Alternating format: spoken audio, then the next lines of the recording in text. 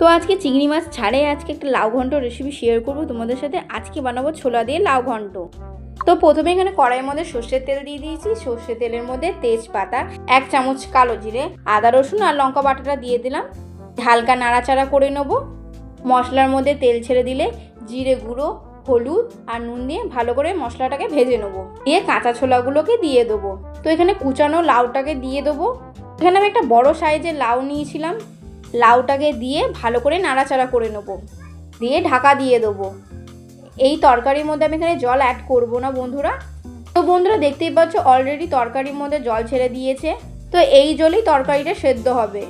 2 minute পর পর ঢাকনা খুলে আবার একটু নাড়াচাড়া করি, আবার একটু ঢাকা দিয়ে দেবো। লাউটা যতক্ষণ তরকারিটা সেদ্ধ হচ্ছে ততক্ষণ আমি অন্য কড়াইয়ের মধ্যে অল্প সর্ষের তেল দিয়ে বড়িগুলোকে এখানে ভেজে নেবো। তো বড়িগুলোকে হালকা কড়া করে একটু ভেজে নেবো। তো বন্ধুরা বড়িগুলোকে এখানে একটু লাল করে ভেজে নেবো। 10-15 মিনিট পর তরকারিটা সেদ্ধ হয়ে গেলে ঢাকনাটা খুলে বড়িগুলোকে ছিটিয়ে দিয়ে হালকা একটু গরম মশলা দিয়ে তো এখানে রেডি হয়ে যাবে লাউ ঘন্ট। তো বন্ধুরা এই ঘরের উপকরণ দিয়ে এই রেসিপিটা তোমাদের সাথে শেয়ার করেছি। এইভাবে যদি ঘরোয়া রেসিপি আপনারা যদি দেখতে চান অবশ্যই আমাকে কমেন্টে লিখে যাবেন, আমি চেষ্টা করব আপনাদের কাছে পৌঁছে দেওয়া।